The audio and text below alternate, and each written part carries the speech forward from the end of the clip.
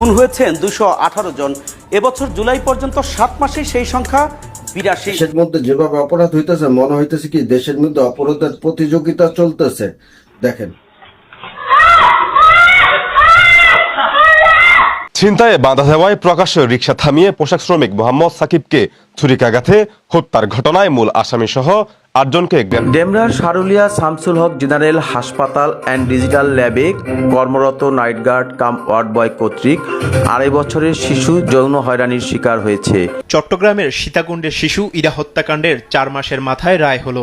আসামি বাবু শেখের মৃত্যুদণ্ডের আদেশ দেন আদালত। আন্দোলনকারীদের অভিযোগ, লাইলা সেন্টারের সামনে রিকশা থেকে সাকিবকে নামিয়ে এলোপাতাড়ি ছুরিকাঘাত করা হয়। গুরুতর আহত অবস্থায় উদ্ধার করে হাসপাতালে নেওয়া হলে তার মৃত্যু হয়। খুনিরা এখনো কমেন্ট করতেছে স্বয়ংক্রিয়ভাবে কাম ব্যাক, ওরা আবার আসবে।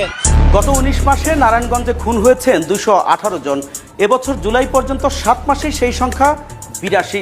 হত্যার পাশাপাশি ডাকাতি আর ছিনতাইয়ের পরিসংখ্যানও ঊর্ধ্বমুখী। সবাই দেখছেন যে এক অপরাধী অপরাধ করে ক্যামেরার সামনে পুষ্পার পাট নিতেছে। ও তো বোঝে নাই যে বাংলাদেশে কোনো পুষ্পা টুষ্পার খাওয়া নাই, এজন্য তাকে আদালতে উলঙ্গ করে পিটাইছে। এটা সবাই দেখছেন কম বেশি।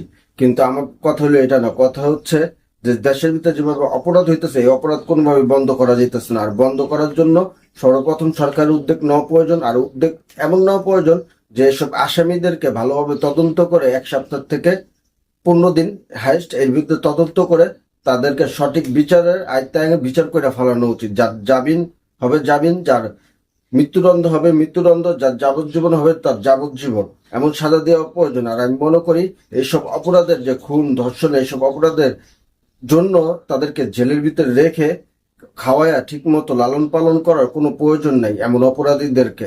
আর যদি এইভাবে যদি তার জেলের ভিতরে যদি খাওয়ায় লালন পালন করা হয় তাহলে কখনো এসব অপরাধ বন্ধ হবে না। তাদেরকে কি করতে হবে, প্রকাশ্যে সবার সামনে এনে শাস্তি দিয়ে দিতে হবে, দেখাইতে হবে যে দেখো জনগণ, যদি এমন অপরাধ করো এমন এমন শাস্তি হবে। আর এছাড়া কখনো এই দেশে অপরাধ যেভাবে বাড়তেছে কখনো বন্ধ করা সম্ভব না।